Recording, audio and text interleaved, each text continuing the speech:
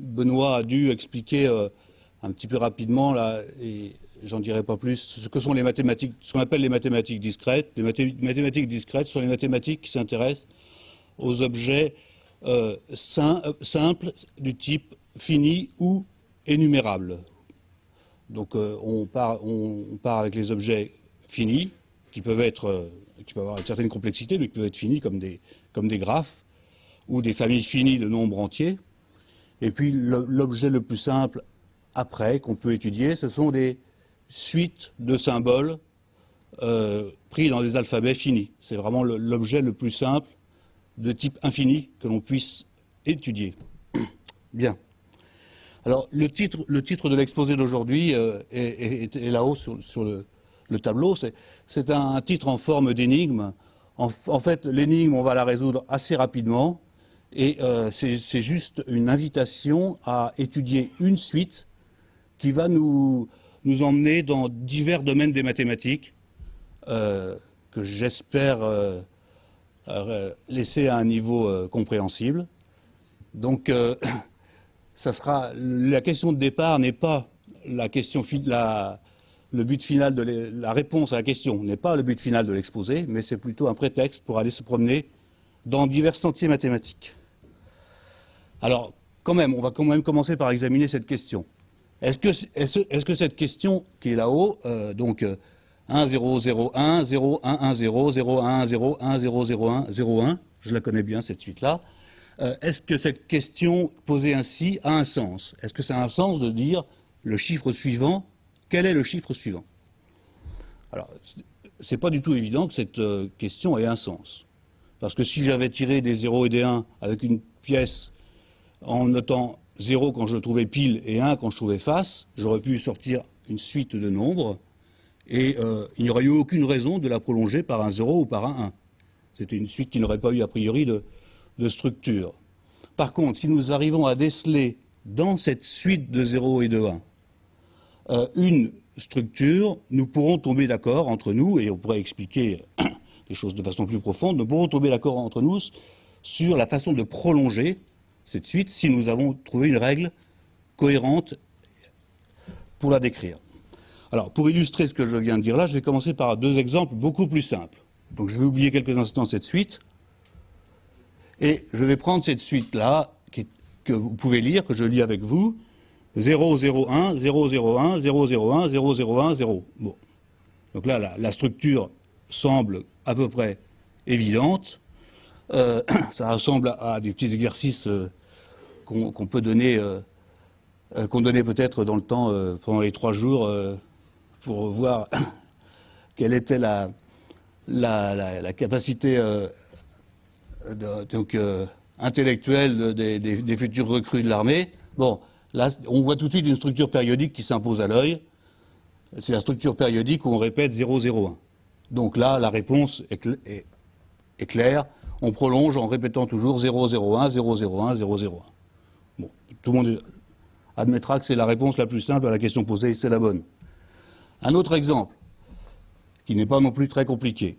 Donc c'est la suite 1, 0, 1, 0, 0, 1, 0, 0, 0, 1, 0, 0, 0, 0, 1, alors vous avez compris, 1, 0, 0, 0, 0, 0.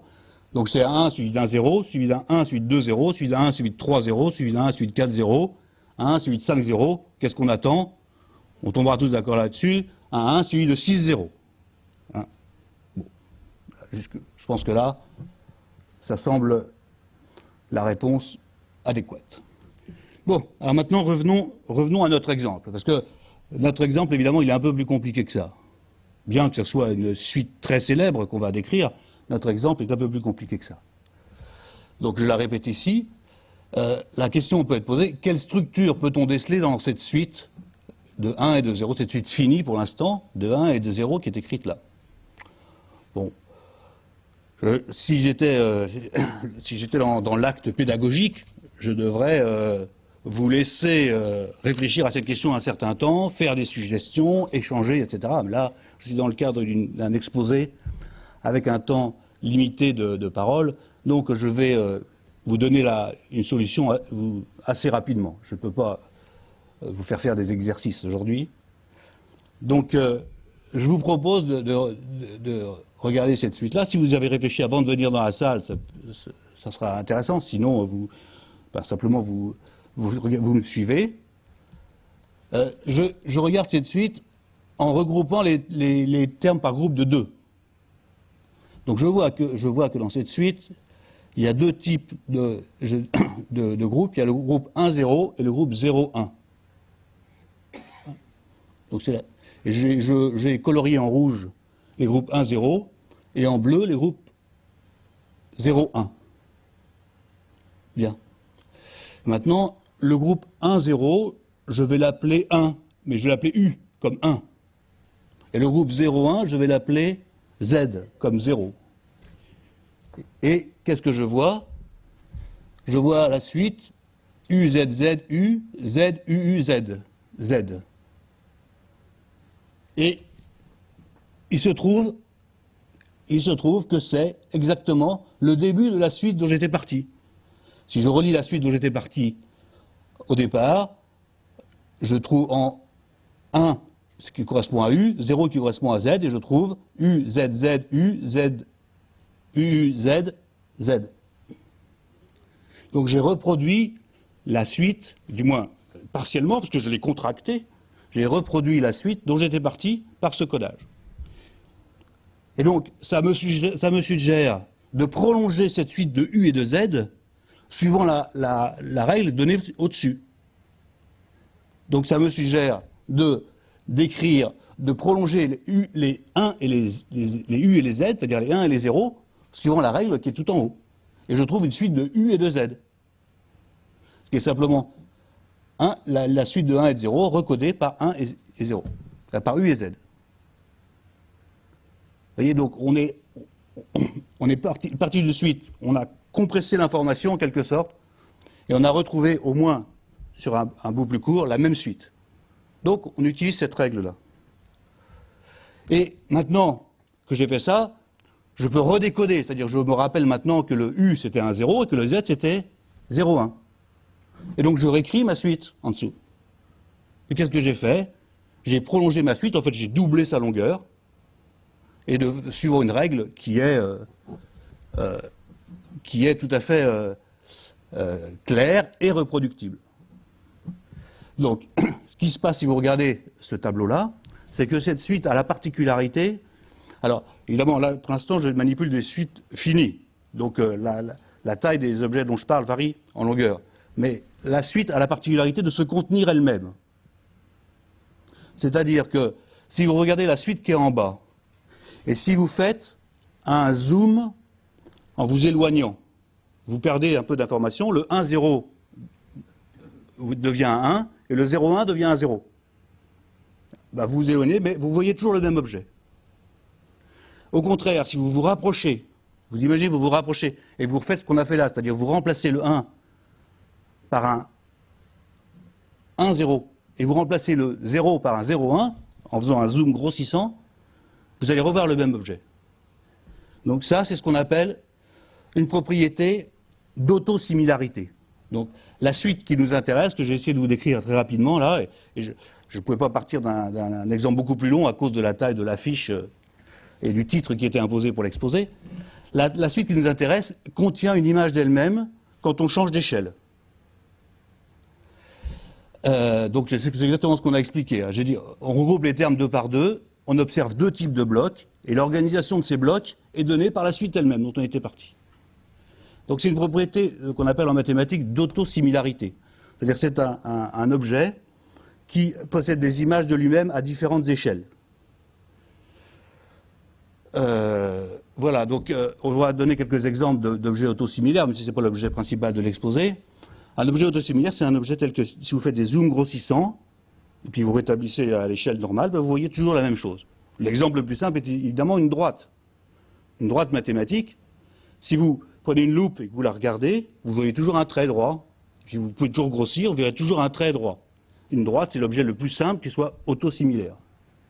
Par contre, comme je l'ai écrit là, un exemple très simple d'objet qui n'est pas autosimilaire, c'est un arc de cercle. Si vous prenez un arc de cercle, et si vous faites un zoom sur un morceau de l'arc de cercle, vous allez voir un autre arc de cercle. Mais la courbure aura diminué. Et si vous faites un zoom encore, vous allez vous rapprocher de plus en plus d'un segment de droite. Un morceau de cercle, regardez, avec une très forte échelle, c'est un segment de droite. Donc l'arc de cercle n'est pas autosimilaire. Bon, alors en fait, le mot autosimilaire a été popularisé probablement à l'occasion de quelque chose dont beaucoup d'entre vous ont déjà entendu parler, qui sont la théorie des fractales. La théorie des fractales, parce que dans l'idée de fractale, que je ne développerai pas aujourd'hui, il y a cette idée d'autosimilarité. Voilà quelques exemples pour avoir quelques images au cours de cet exposé. Voilà, ça c'est ce qu'on appelle le triangle de Sierpinski. On va voir que sa construction est très similaire à la suite dont j'étais parti tout à l'heure. Donc c'est un triangle équilatéral, plein de trous. Et si vous regardez, il faut que je reste près du micro, je ne peux pas les gesticuler devant l'écran. Mais ce triangle de Sierpinski, c'est un triangle équilatéral constitué de 3 sous-triangles équilatéraux. Et chacun des triangles équilatéraux est une image du triangle de Sierpinski lui-même. Et chacun de ces 3 triangles équilatéraux est constitué lui-même de 3 triangles équilatéraux qui sont des images à une autre échelle du même objet. Donc c'est ça, c'est un phénomène d'autosimilarité. Vous voyez, pour le construire, c'est très simple. Vous partez d'un triangle noir, et à chaque fois, comme c'est à gauche, vous partez d'un triangle équilatéral noir, et puis après, à chaque fois que vous voyez un triangle noir, vous lui enlevez un triangle équilatéral au milieu. C'est-à-dire le triangle équilatéral qu'au milieu, la tête en bas. Hein? Donc, vous passez d'un triangle noir à un triangle noir avec un trou. La deuxième étape, vous avez 3 triangles noirs, donc vous faites 3 trous. Après, vous avez 9 triangles noirs, vous faites 9 trous, etc. Et vous poursuivez ça. Et mathématiquement, on peut définir l'objet qu'on obtient quand on a fait ça une infinité de fois, jusqu'à l'infini. Et cet objet-là s'appelle le triangle de Sierpinski. Et donc on peut le regarder, toujours, avec des loupes, des microscopes, et on verra toujours la même chose. Ah, merci. Alors, voilà un autre exemple d'image d'objets autosimilaires. Alors ça, c'est aussi obtenu par des équations mathématiques, mais ça veut modéliser, vous voyez bien, un feuillage. Donc cette branche avec des feuilles est constituée de sous-branches qui sont exactement des images du même objet, à une autre échelle. Et chacune de ces sous-branches elle-même a la même structure. Donc, vous voyez que cette image contient des images d'elle-même à toutes les échelles. Et troisième exemple, qui est aussi bien connu de tous les gens qui font des exposés sur ces questions-là, et qui est, lui, un exemple d'objet réel, c'est un chou de la famille des choux romanescu, que vous pouvez trouver sur les étals de marché, qui est un objet vraiment réel, et qui est absolument fantastique. C'est absolument fantastique que la nature ait pu produire des objets comme ça. Sur ce chou, vous voyez des cônes qui sont disposés d'ailleurs suivant toute une harmonie, et chacun de ces cônes est une image fidèle du chou lui-même. Et chacun de ces cônes est couvert de petits cônes qui sont rangés dans le même ordre. Et bon, alors bien sûr, là, on ne pourrait pas aller avec un microscope trop loin, on verrait autre chose. Mais l'idée, c'est vraiment ça, c'est que l'image du chou est reproduite à une autre échelle de très nombreuses fois, et à l'intérieur duquel se reproduit une autre échelle, etc. Voilà une jolie image de chou. Bien, alors, on va revenir à notre suite. La suite dont on était parti. Donc, tout à l'heure, pour résoudre très rapidement l'énigme que j'avais posée, on avait dit, on part de cette suite de 0 et de 1, puis on va regrouper les blocs 1, 0 et les blocs 0, 1 et les recoder. Bon. Maintenant, pour construire la suite elle-même, je vais utiliser la même stratégie, mais dans l'autre sens. C'est-à-dire que je vais avoir l'idée, étape par étape, de considérer le 1 comme un 1, 0, et de considérer le 0 comme un 0, 1. Donc je vais par étapes successives rajouter de la complexité en faisant des substitutions. Exactement comme tout à l'heure pour le triangle de Sierpinski, je suis parti du triangle noir, et j'ai dit, à chaque fois que je vois un triangle noir, je lui substitue un triangle noir avec un trou au milieu. Là, je dis, je vais faire la même opération en substituant au 1 le bloc 1, 0, et en substituant au bloc 0 le bloc 0, 1. Donc voilà, c'est ce qui est écrit ici. Donc vous voyez, on a les lignes ici, où je pars de 1, je substitue à 1, 1, 0, donc je trouve 1, 0. Donc les étapes successives sont de ligne en ligne. Et quand j'ai 1, 0, l'étape suivante, c'est que je substitue 1, 0 à 1 et 0, 1 à 0. Donc 1, 0 devient 1, 0 qui se réfère au 1 et 0, 1 qui se réfère au 0 du dessus. Et si je recommence, 1, 0, 0, 1, ça donne 1, le 1 donne 1, 0, le 0 donne 0, 1, le 0 donne 0, 1, et le 1 donne 1, 0. Et je trouve ce qu'il y a ici à la quatrième ligne, 1, 0, 0, 1, 0, 1, 1, 0. Et puis, évidemment, je peux continuer comme ça. Et vous voyez que ce qui se passe, c'est que j'obtiens une suite de suites finies, de plus en plus longue, parce qu'à chaque fois la longueur est multipliée par 2, donc la longueur croît très vite d'ailleurs, dans cette opération, et chaque suite d'une ligne est un prolongement de la suite de la ligne du dessus. Hein, chaque fois, je complète. Et donc, il n'y a aucun problème à affirmer qu'on peut prolonger cette opération-là à l'infini, et qu'on construit comme ça une suite infinie de 0 et de 1. Puisque je peux définir la suite sur des longueurs arbitrairement longues. En fait, si elle est définie sur des longueurs arbitrairement longues, c'est qu'elle est définie jusqu'à l'infini. Voilà. Donc j'obtiens comme ça une suite infinie de 0 et de 1. Et cette suite infinie de 0 et de 1, c'est écrit là-haut sur l'écran, on va l'appeler la suite de Morse, pour des raisons que je vais essayer d'expliquer. C'est comme ça qu'elle est le plus connue dans la littérature. Cette suite de 0 et de 1 a une histoire tout à fait intéressante que j'aimerais un peu vous raconter. Alors cette suite donc s'appelle la suite de Morse, ou on expliquera pourquoi on l'appelle des fois la suite de Thue-Morse, ou des fois la suite de Prouhet-Thue-Morse. Voilà. Il se trouve que cette suite a été découverte, j'ai écrit ici au moins 4 fois indépendamment par des mathématiciens, apparemment c'est sûrement 5 fois. Cette suite a été découverte 5 fois, indépendamment, par des mathématiciens qui travaillaient sur des sujets complètement différents, et qui avaient des problèmes à résoudre, et qui ont résolu leurs problèmes via la construction de cette suite. Donc on va faire un petit tour dans ces diverses questions. Donc c'est un objet, j'espère ne pas avoir perdu trop de monde pour l'instant, j'espère que vous êtes convaincus que la construction de cette suite est simple. C'est un objet simple. Et cet objet simple répond à un tas de questions variées et parfois très complexes. Et ça, c'est vraiment quelque chose d'assez fascinant. En tous les cas, les gens qui ont travaillé sur cette suite-là, souvent ont ce sentiment d'étonnement du fait qu'un objet si simple puisse répondre à des questions variées. Allons-y pour ces questions. Ah, attendez. Alors là, j'avais oublié un petit épisode intermédiaire. On a donné un exemple de construction de cette... Enfin, on a donné une construction de cette suite. On va tout de suite en donner une autre. Parce qu'il y a 2 constructions très simples, très basiques. Et donc, je dois présenter la seconde construction aussi. Bon, là, j'ai repris exactement ce que j'ai appelé le tableau, ici, sur l'écran. C'est exactement les mêmes lignes que celles qu'on a vues tout à l'heure. Hein. Et je dis que quand on regarde ça un peu attentivement, on peut avoir une autre idée de construction de cette suite. Alors, pour avoir cette idée-là, je vais mettre un peu de couleur. Et je vais, sur chaque ligne, mettre une première moitié en noir, une deuxième moitié en bleu. Bon. Et qu'est-ce que vous observez ?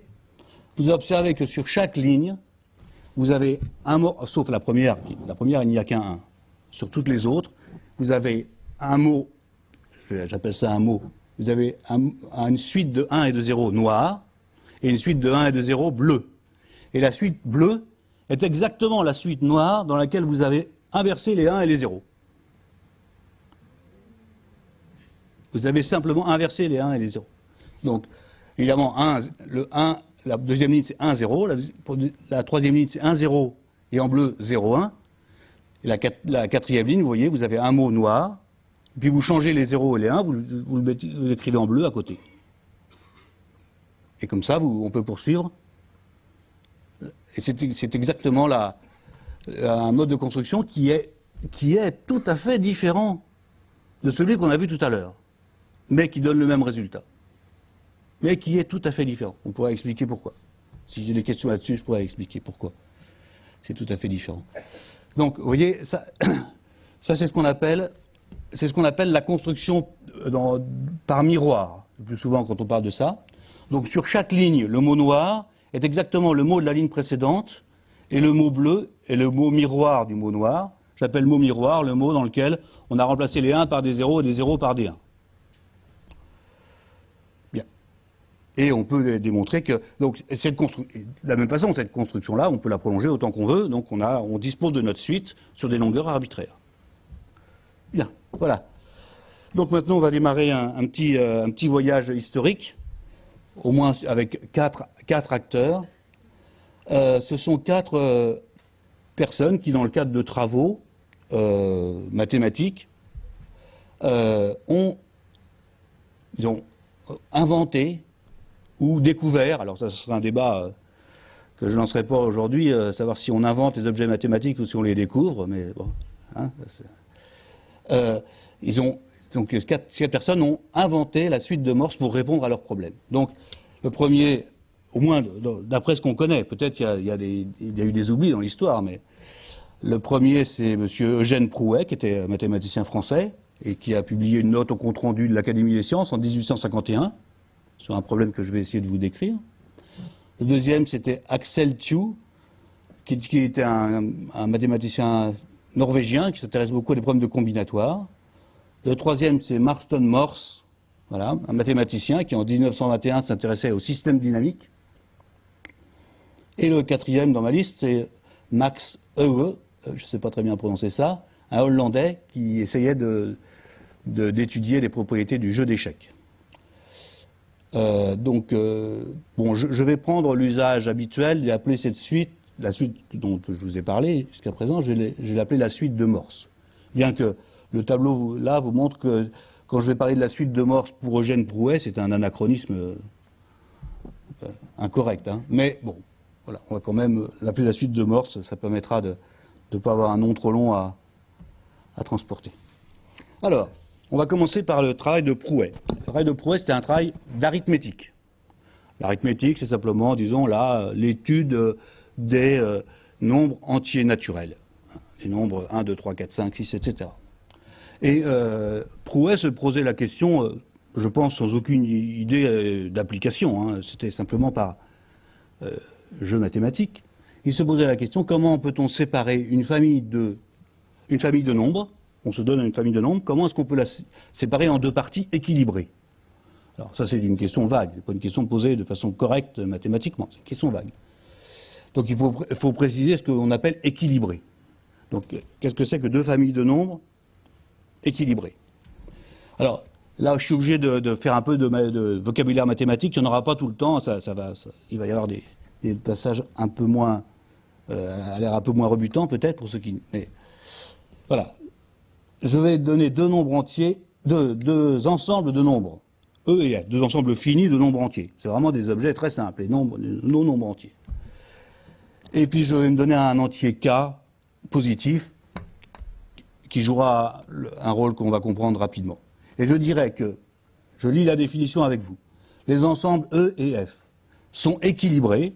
Donc équilibrés, je cherche vraiment à ce qu'ils aient le même poids. Du point de vue statistique, bon, pourrait-on dire, mais bon.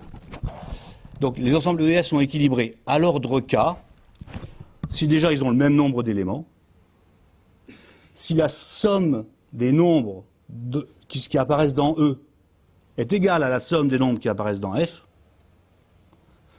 si la somme des carrés des nombres qui apparaissent dans E est la somme des carrés des nombres qui apparaissent dans F, si la somme des cubes des nombres qui apparaissent dans E est égale à la somme des cubes qui apparaissent dans F, et puis tout ça, etc., jusqu'à l'ordre K, jusqu'à la puissance K. Donc je dirais par exemple que je vais donner un exemple très rapidement. Hein.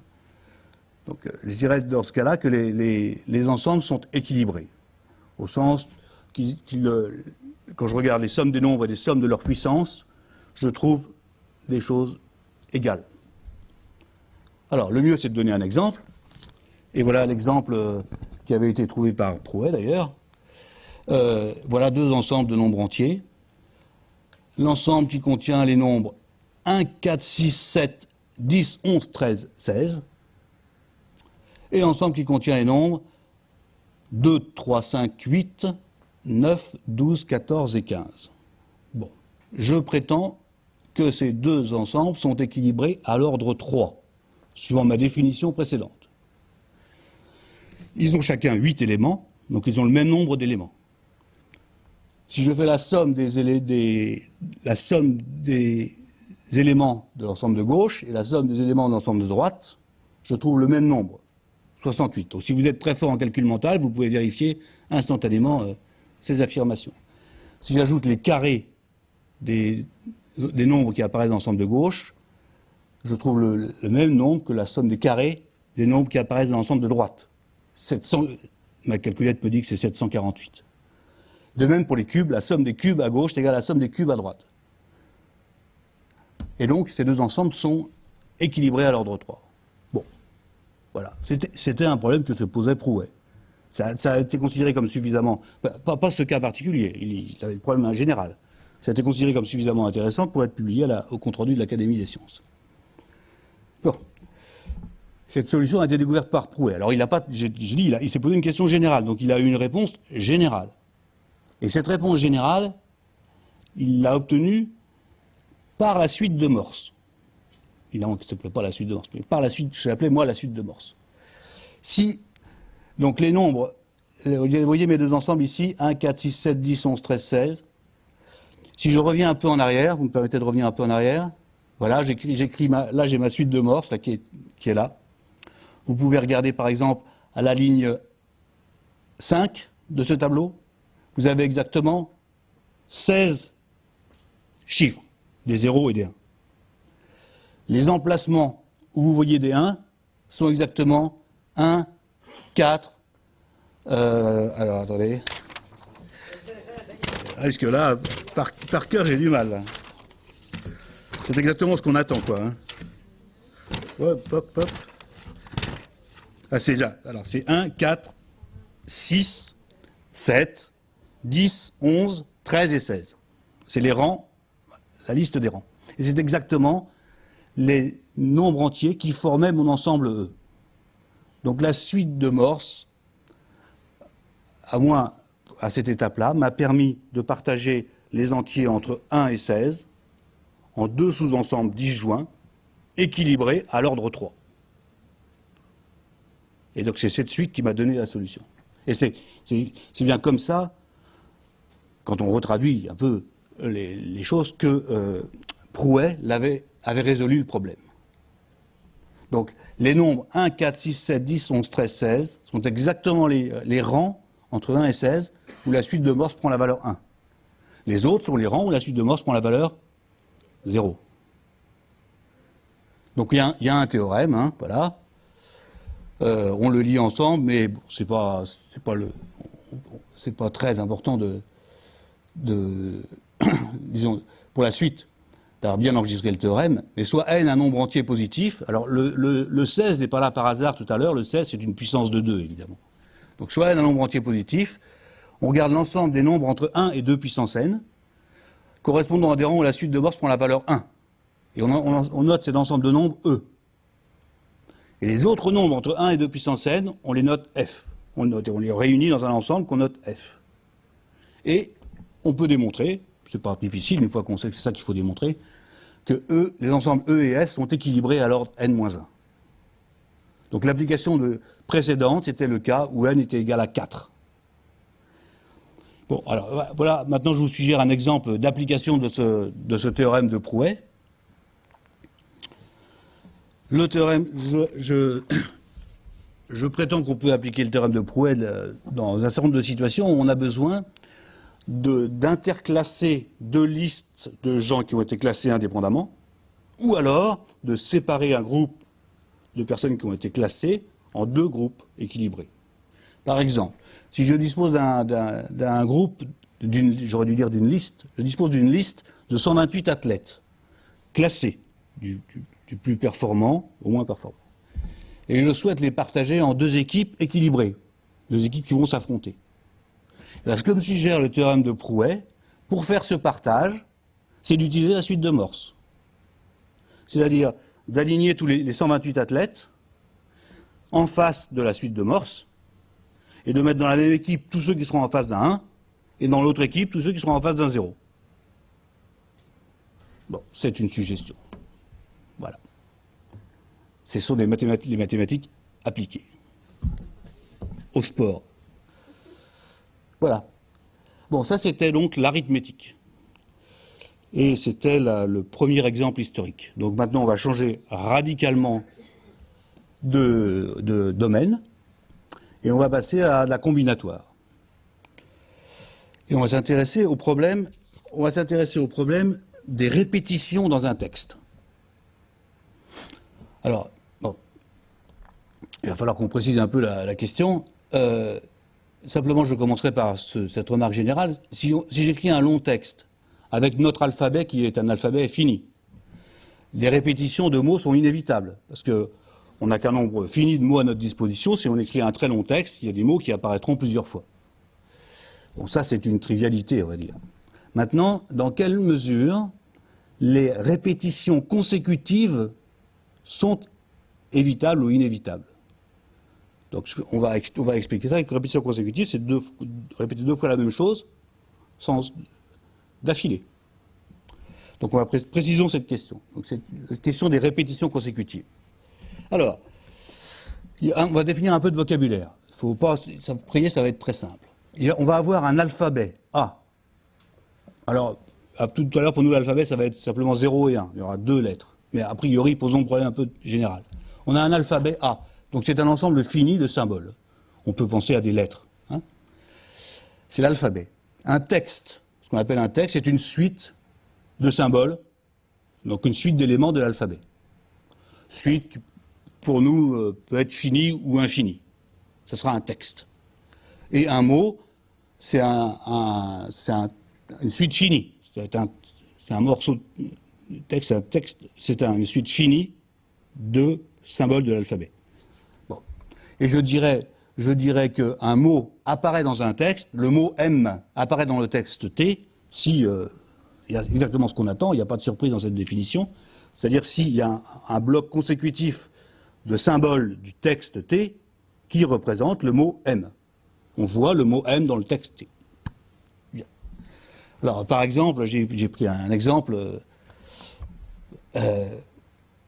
qui est là au tableau. Donc, j'ai mis des traits d'union pour éviter l'ambiguïté de savoir si le blanc était un symbole ou pas. Donc, j'utilise l'alphabet ordinaire plus le trait d'union. Donc, je vois le texte. Les sanglots longs des violons de l'automne blessent mon cœur d'une langueur monotone. Donc, dans ce texte, vous voyez que le mot « on » apparaît 5 fois. Il apparaît dans « long », il apparaît dans « violon », il apparaît dans « mon », il apparaît 2 fois dans « monotone ». Le petit mot « on », O-N. Le mot « des », trait d'union, vie, parce que je ne cherche pas des mots qui aient un sens dans le langage courant. Je suis dans le domaine abstrait. Donc un mot, c'est une suite de symboles, ne m'intéresse pas au fait qu'elle ait un sens ou pas. Le mot DES, trait d'union vie, apparaît une fois hein, dans ce court texte. Je pense que vous le voyez. Et le mot berce n'apparaît pas. Bon, alors là, je peux faire une petite digression, parce que c'est à peu près la moitié de l'exposé. Il faut faire des ruptures de rythme quand on fait des mathématiques. Bon. Peut-être avez-vous déjà entendu les sanglots longs des violons de l'automne bercent mon cœur d'une langueur monotone. Mais non. Verlaine avait écrit dans le poème qui s'appelle Chanson d'automne, il avait bien écrit « Les sanglots longs des violons de l'automne blessent mon cœur d'une langueur monotone ». Et quand, au début des années 40, Charles Trenet a mis en musique ce poème, je me dispenserai de vous le chanter là, mais quand il a mis en musique ce poème, il a remplacé blesse par berce. Ce qui fait que beaucoup de gens maintenant se trompe sur le texte original de Verlaine. D'autant plus que cette strophe est particulièrement célèbre puisqu'elle a été utilisée par Radio Londres dans l'émission Les Français parlent aux Français pour annoncer le débarquement. Et effectivement, j'ai réécouté des enregistrements et Radio Londres disait « berce mon cœur d'une langueur monotone ». Donc il faisait référence à Trenet et pas à Verlaine. Voilà. Bon, maintenant revenons aux mathématiques. Donc on va parler maintenant de ces répétitions consécutives. Une répétition consécutive, j'ai appelé ça un carré. Donc je dirais que le texte T contient un carré, c'est ne plus le carré au sens arithmétique, contient un carré s'il existe un mot qui apparaît 2 fois consécutivement. Donc si je vois quelque chose du genre M, où M est un mot. Et je dirais que le texte T contient un cube s'il existe un mot qui apparaît 3 fois consécutivement. Donc M. Alors, par exemple, je pense que c'est des exemples qui nous permettent de mieux comprendre ça. Si je prends le texte Toto mange un ananas, je vois plusieurs carrés, puisqu'il y a Toto qui est un carré, et je vois AN dans ananas, et je vois aussi Nana dans ananas. Donc ça fait plusieurs carrés, et vous pouvez vérifier, il n'y a aucun cube dans cette liste. Par contre, si je colle les mots entre eux en enlevant les traits d'union, c'est un texte qui ne devient pas très lisible, je ne sais pas très bien comment prononcer ça, mais là je vois apparaître un cube puisque j'ai nanana.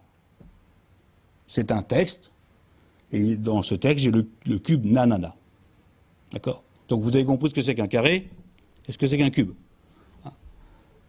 Alors le mot qui est la base du carré peut être de taille variable, non, la taille n'est pas précisée. Voilà. Alors maintenant, on va revenir aux suites de 0 et de 1.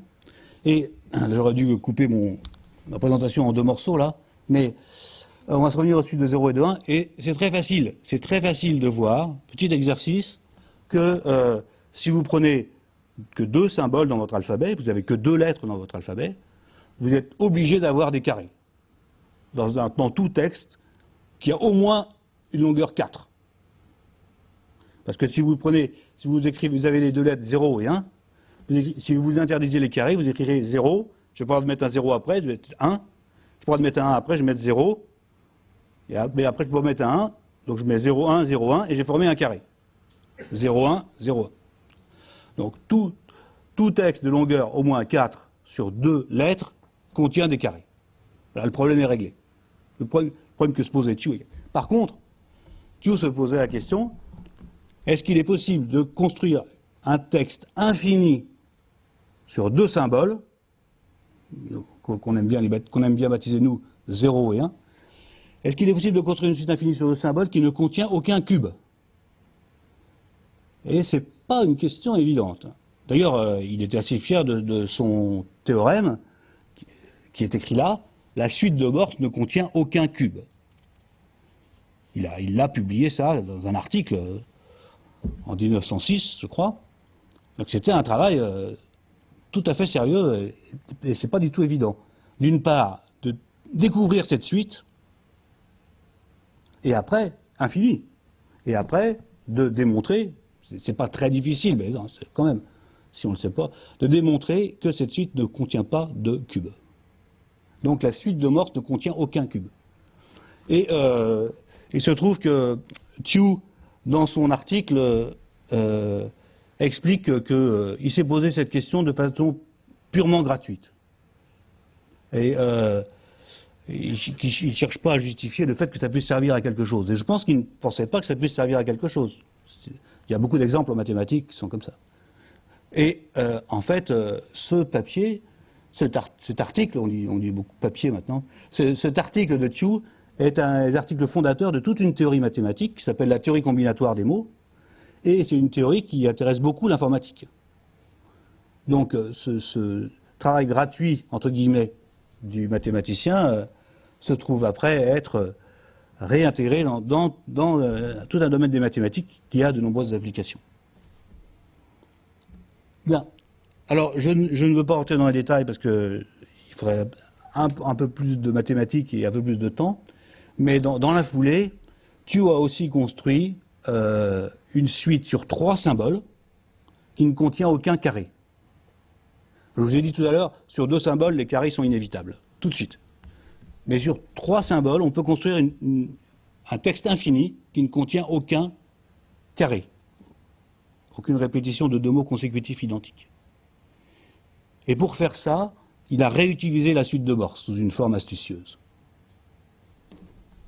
Bon, et ça c'est un exercice sérieux que je vous laisse. Bien, et il s'est trouvé aussi, là, maintenant on va changer de domaine sans complètement changer de domaine, échec. On va parler du jeu d'échecs. Il s'est trouvé aussi que ce problème des répétitions est apparu dans la théorie des jeux d'échecs. Alors laissez-moi vous expliquer ça, puis vous allez voir très rapidement le lien avec le travail de Tew. Donc, quand on fait une partie d'échecs, il est nécessaire d'imposer des règles pour empêcher les parties infinies, qui se répéteraient. Il faut que les parties puissent tout avoir une fin. La règle standard, je crois, moi je ne suis pas un champion du jeu d'échecs, mais la règle standard impose la nullité d'une partie d'échecs dès qu'une position s'est répétée 3 fois à l'identique sur la table, le plateau d'échecs. Donc dès qu'une position s'est répétée 3 fois à l'identique, on peut déclarer la partie nulle. Mais dans les années 30, peut-être même dans les années 20, il y avait une règle qui a été appelée la règle allemande, je crois, et qui proposait qu'on déclare une partie nulle aux échecs quand il y avait 3 fois consécutivement la même séquence de jeu. Ce qui était une condition plus restrictive. 3 fois consécutivement le même déplacement, la même suite de déplacements de pièces. Et il y avait toute une discussion pour savoir si cette règle permettait d'éviter les parties infinies. Est-ce qu'il suffit de déclarer nulle toute partie dans lesquelles on a vu 3 fois de suite la même séquence de jeu pour que toute partie s'arrête? Donc c'est ce qui est écrit là. Suffit-il de déclarer nulle toute partie dans laquelle une séquence de jeu se répète 3 fois consécutivement à l'identique? Et la réponse a été non. Dans un article publié en 1929, Max Euwe en donne un exemple. Il donne un exemple de parties d'échecs infinies dans lesquelles il n'y a jamais 3 fois de séquence de jeu qui se répète à l'identique. Et qu'est-ce que je veux dire là-dessus? Juste un mot sur Max Euwe, qui n'était pas un chercheur mathématique. C'était un grand joueur d'échecs. Il a été champion du monde d'échecs en 1935 et en 1936. C'était un grand joueur. Et par ailleurs, il n'était pas chercheur en mathématiques, mais il était quand même professeur de mathématiques. Ouais. Et la solution qu'il a proposée est très simple quand on connaît la suite de Morse. Il a découvert la suite de Morse pour ça, parce qu'il ne connaissait pas les travaux d'Alex Tew. Et il a simplement pris la suite de Morse, créé la suite de Morse, trouvé la suite de Morse, et il a dit, je vais associer à chaque 0 de la suite de Morse une certaine séquence de jeu, et à chaque 1 de la suite de Morse une certaine séquence de jeu. Et puisque la suite de Morse ne contient aucun carré, cette partie d'échec que je propose en associant au 0 un certain déplacement et au 1 un autre déplacement, une autre suite de déplacements, cette partie d'échec ne contiendra aucun carré.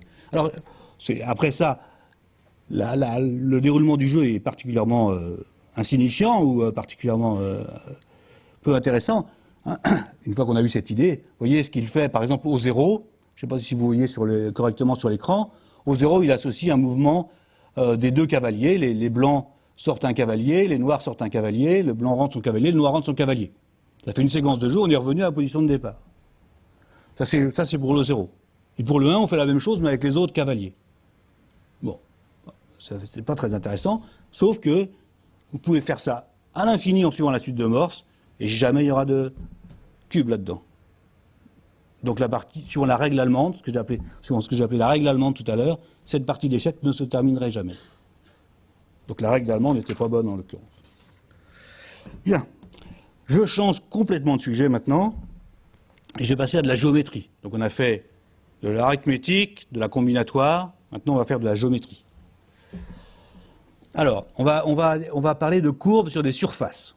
Alors là, oui, on change complètement de domaine.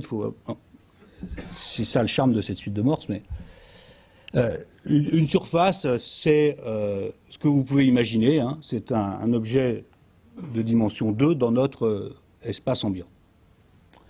Et une courbe géodésique sur une surface, c'est une courbe qui réalise le plus court chemin entre des points proches. Et qu'est-ce que c'est qu'une courbe géodésique? Du point de vue mécanique, c'est la courbe que suit une bille que vous laissez rouler librement sur la surface. Si vous laissez rouler librement une bille sur une surface, simplement sur son élan, on imagine qu'on est dans un monde sans gravité. La bille roule sur la surface, sur son élan, elle suivra les lignes géodésiques. Donc, on est habitué à des surfaces qu'on connaît bien. La première surface qu'on connaît bien, c'est évidemment la surface plane. Sur une surface plane, si vous lancez une bille, vous la laissez aller sur son élan, elle suivra une ligne droite. La ligne droite qui est le plus court chemin d'un point à un autre. Dans la surface plane, les géodésiques sont les droites. Les droites, donc, une droite, c'est une courbe qui ne revient jamais vers elle-même, évidemment, hein, qui part à l'infini. La deuxième surface qui nous est la plus familière, c'est celle sur laquelle nous vivons, c'est la sphère. Et sur la sphère, les courbes géodésiques sont ce qu'on appelle les grands cercles. C'est-à-dire ce sont les cercles qui ont le même centre que la sphère elle-même. Alors c'est très facile à visualiser, c'est comme l'équateur ou les méridiens terrestres. Hein, donc ce sont les grands cercles sur la sphère. Si vous laissez une bille rouler si vous lancez une bille et qu'elle la laissez rouler sur la sphère, elle va suivre un arc de grands cercles. Les marins appellent ça l'orthodromie. Hein, c'est effectivement le chemin le plus court. Bien, donc sur la sphère, on voit que les géodésiques se referment, contrairement à ce qui se passe dans le plan, et elles reviennent exactement à leur point de départ. Donc, on dit que les géodésiques sont périodiques. Parce que quand on se déplace, on tourne éternellement. Bien. Alors ça, ce sont les surfaces les plus simples. Donc, le plan, c'est ce qu'on appelle la surface à courbure nulle. La sphère, c'est ce qu'on appelle la surface à courbure positive. Et l'objet intéressant pour voir ce qui est écrit là-haut, le flot chaotique, l'objet intéressant, ce sont les surfaces à courbure négative. Alors une surface à courbure négative, il y en a une représentation ici. Une surface à courbure négative, c'est une surface qui, en chaque point, a une courbure dans un sens et une courbure dans l'autre. Donc on parle il y a diverses images qui permettent de visualiser ça. J'ai cité le col de montagne, la selle de cheval, ou même le goulot d'une bouteille. Hein, le goulot d'une bouteille, vous avez une courbure comme ça et une courbure comme ça. Donc deux courbures opposées en quelque sorte. Et on peut construire des surfaces qui partout sont à courbure négative. Et sur ces surfaces-là, alors là, la description des géodésiques devient une jungle passionnante mais extrêmement compliquée. Donc disons à la fin du XIXe siècle, c'est Jacques Hadamard qui avait remarqué que les courbes géodésiques sur les surfaces à courbure négative présentaient un comportement qu'on appelle aujourd'hui un comportement chaotique. Alors je ne veux pas, le chaos, ça serait l'objet de plusieurs exposés, mais ce qu'on appelle le comportement chaotique, c'est d'une part que le point essentiel du comportement chaotique, c'est le fait que si vous prenez deux courbes qui partent du même point, mais dans deux directions très légèrement différentes, alors extrêmement vite, elles auront des histoires qui n'auront plus rien à voir l'une avec l'autre. Ou si vous prenez deux courbes qui partent de deux points extrêmement proches, extrêmement vite, elles n'auront plus rien à voir l'une avec l'autre. Donc c'est ce qu'on appelle la sensibilité aux conditions initiales, c'est cette idée que si on perturbe un tout petit peu le début de la courbe que l'on verra sera radicalement différente. Et c'est un des points essentiels de ce qu'on appelle le chaos. Bon, alors, là je vais passer un peu rapidement.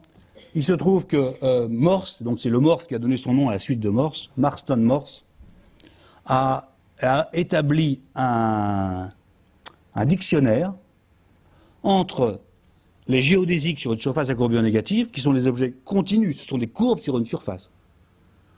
Il a établi un dictionnaire entre ces géodésiques et les suites de 0 et de 1. Et avec ça, il a pu regarder les géodésiques qui étaient associés à la suite de Morse. Il a démontré essentiellement, bon, il y a un peu trop de choses sur cette page, je m'en excuse, il a démontré essentiellement, grâce à la suite de Morse, et en étudiant les propriétés vraiment de la suite de Morse, il a démontré que une géodésique typique sur la surface à courbure négative, donc c'est une courbe, puis j'imagine que c'est une bille qui se déplace, hein, donc j'imagine que je suis la courbe comme ça. La géodésique typique sur une surface à courbure négative, c'est une courbe qui repasse une infinité de fois arbitrairement proche de son point de départ, mais sans jamais y revenir. Donc vous voyez, dans le plan, les géodésiques, elles partent à l'infini. Sur la sphère, elles reviennent à leur point de départ et puis elles bouclent. Sur une surface à courbure négative, elles vont se balader partout et elles reviennent extrêmement proches de leur point de départ, mais jamais à leur point de départ. Et ça, ce sont des propriétés, je ne veux pas dépasser mon temps, mais ce sont des propriétés qu'on peut lire sur la suite de Morse, la suite de 0 et de 1 dont j'étais parti au départ. Voilà, ça c'était la fin de petit voyage historique. Donc on a vu de l'arithmétique, de la combinatoire, un peu de théorie des jeux d'échecs, et puis un peu trop rapidement, excusez-moi, des systèmes dynamiques. Donc maintenant on peut se poser plein de questions. La première question que doit se poser le mathématicien, arrivé à ce stade de l'exposé au moins, c'est que je vous ai donné deux définitions de la suite de Morse. Une que j'ai appelée par substitution, 1 donne 1, 0, 0 donne 0, 1, et une par les miroirs. Il y a un boulot à faire pour démontrer que les deux définitions donnent le même objet. Un mathématicien se doit, s'il veut donner plusieurs définitions à un objet, de montrer qu'elles sont équivalentes. Les autres choses qu'on peut étudier sur la suite de Morse, c'est savoir si elle est facile à calculer, effectivement. C'est-à-dire, est-ce que vous pouvez me donner facilement le 373 milliardième terme de la suite de Morse? Est-ce que c'est un 0 ou est-ce que c'est un 1? Est-ce que cette question est compliquée ou pas? Elle n'est pas compliquée, d'ailleurs. Mais on peut s'intéresser à tous les mots qui apparaissent dans la suite de Morse. Quels sont les mots qui apparaissent effectivement dans la suite de Morse? Donc un mot, j'ai dit tout à l'heure, c'est un bloc fini dans la suite de Morse. Et on appelle ça le langage de Morse. C'est le langage de la suite de Morse. C'est tous les mots qui apparaissent dans la suite. À ce propos, j'en profite pour dire que le langage de Morse n'a rien à voir avec le code Morse. C'est aussi une petite digression que je fais. Le Morse est là, n'a rien à voir avec Samuel Morse, qui un siècle plus tôt avait proposé le code Morse, avec les courts et les longs, ou les points et les traits, qui codent l'alphabet. Bon, on peut s'intéresser aussi à des propriétés de dynamique, c'est-à-dire quand on sait qu'un mot apparaît dans la suite de Morse, on peut se demander à quelle fréquence il apparaît. Et ça, on peut le calculer effectivement. On a des outils pour faire ça. Et puis on peut aussi montrer quelques belles formules mathématiques dans lesquelles la suite de Morse joue un rôle. Alors, je vais être très bref, parce que ça fait tout un programme là, sur lequel je pourrais donner des éclaircissements, mais que je n'aurai pas le temps de développer tout de suite. Le point essentiel que je veux pointer du doigt maintenant, c'est que cette suite de Morse, pour la comprendre, le point essentiel, c'est de savoir écrire les nombres en base 2. Alors il y a un certain nombre de gens qui ont appris ça à l'école, écrire les nombres dans une base arbitraire. D'autres générations ont échappé à ce petit jeu-là, mais je vais très rapidement vous rappeler ce que c'est que d'écrire les nombres en base 2. D'abord, revenons à la base ordinaire. Nous sommes habitués à écrire les nombres en base 10. Alors nous disposons de 10 chiffres, de 0 à 9, et nous écrivons les nombres en base 10. Par exemple, le 1986, qui est j'ai choisi la date d'inauguration de la Cité des Sciences ici. 1986, ça s'écrit 1986 parce que c'est 1 fois 1000, plus 9 fois 100, plus 8 fois 10, plus 6 fois 1. Bon, ça, tout le monde est familier avec ça. Maintenant, quand on est en base 2, on ne dispose que de deux chiffres, 0 et 1. Et au lieu de décomposer un nombre selon les puissances de 10, on décompose un nombre suivant les puissances de 2. Alors, quand on liste les nombres en base 2, ben, on voit le premier s'appelle 0, le deuxième s'appelle 1, le deuxième s'appelle, ben, disons 10, puisque c'est comme ça qu'on est habitué à l'appeler. Le troisième s'appelle 11, 100, 101, 110, 111, 1000, 1001, etc. Là, on liste tous les nombres entiers. Donc en fait, le premier désigne 0, le deuxième 1, le troisième désigne 2, le quatrième désigne 3, etc. Et si vous regardez l'année d'inauguration de la Cité des Sciences et de l'Industrie, vous voyez que, regardez plutôt à droite en bas, vous pouvez me faire la vérification, j'espère ne pas m'être trompé dans mes calculs.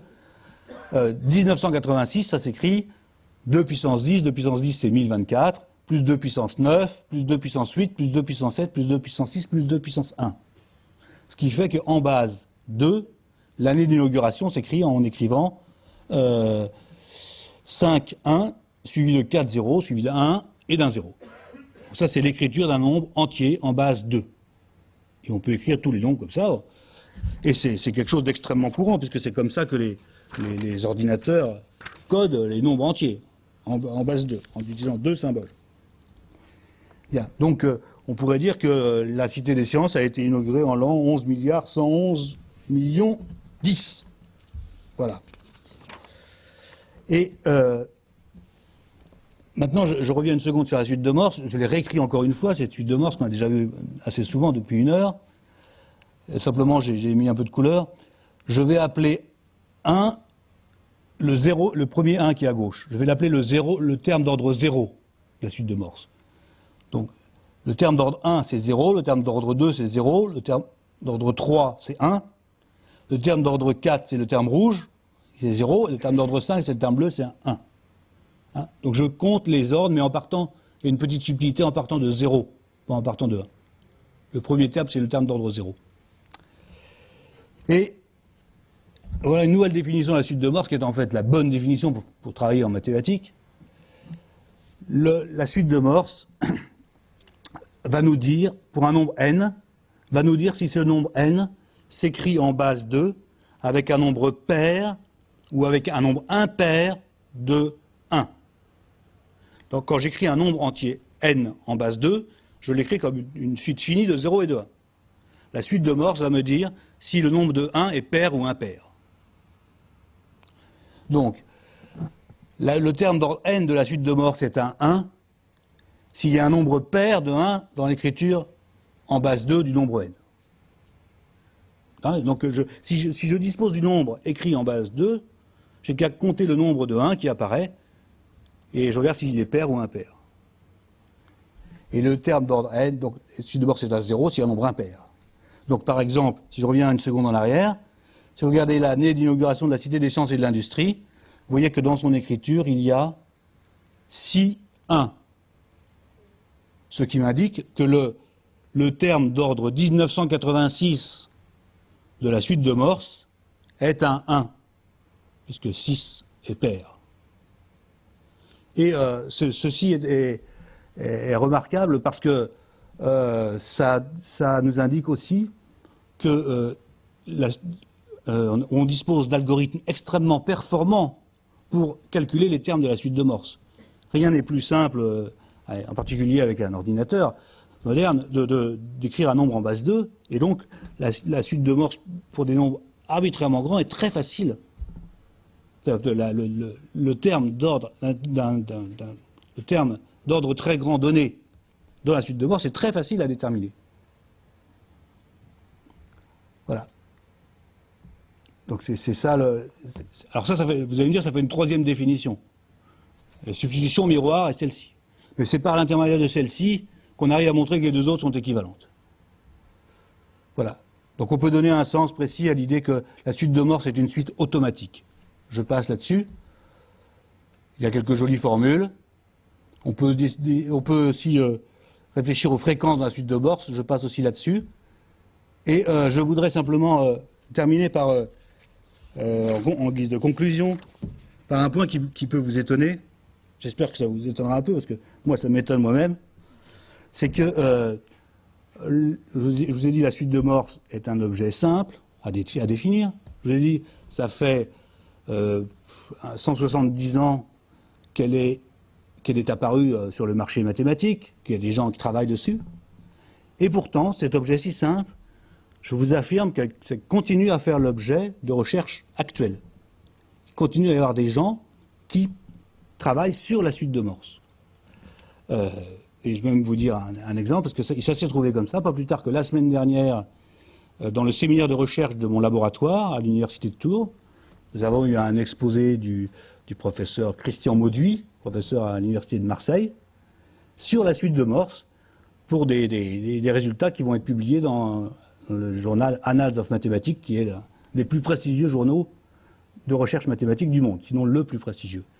Et c'est simplement s'intéresser à savoir si, dans la suite de Morse, aux ordres correspondant à des nombres premiers, on voit plutôt des 0 ou plutôt des 1.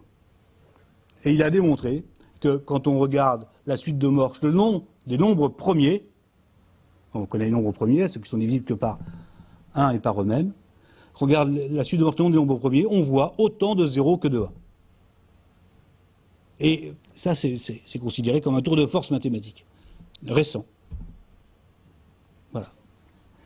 Bien, donc aussi, bien sûr, quelque chose qu'on peut dire en guise de conclusion, c'est que cette suite de Morse est un objet très particulier et que les mathématiciens ont la manie de la généralisation. Donc, en fait, chaque fois qu'on a identifié une propriété pour la suite de Morse, on peut s'intéresser à une classe de suite plus générale qui possède la même propriété. Donc, la suite de Morse est un espèce d'exemple à la croisée de nombreux chemins, de nombreux exemples, des exemples de suites construites par substitution, des exemples de suites qu'on appelle les suites automatiques. Je vais donner un sens précis à ça. Des exemples qui sont liés à des systèmes de numération. Je vous ai dit, la suite de Morse nous dit si le nombre de 1 dans l'écriture en base 2 est pair. Donc ça, c'est lié au système de numération. Et puis on a parlé des systèmes dynamiques un petit peu avec les courbes géodésiques. Bien. Et puis enfin, je vous signale que il existe accessible en ligne ce qu'on appelle l'encyclopédie de Sloan. On l'appelle comme ça parce que je crois que le mathématicien qui l'a fondé, c'est Sloan, mais le truc qui s'appelle un site qui s'appelle officiellement Encyclopédie en ligne des suites de nombres entiers. Et là-dedans, vous avez, je crois, 130 000 suites qui sont répertoriées. Et si vous vous interrogez sur une suite particulière dont vous connaissez un peu les premiers termes, vous voulez savoir s'il y aurait des solutions particulières, s'il y aurait des structures et un nom, si cette suite est connue, si elle a été étudiée, s'il y a des références, vous allez sur leur site, vous rentrez les premiers termes de leur site, vous rentrez les premiers termes de la suite, et en général, ça vous donne une réponse extrêmement documentée. Donc la suite de Morse, c'est évidemment un des exemples les plus simples parmi ces 130 000 suites remarquables. Je vous remercie.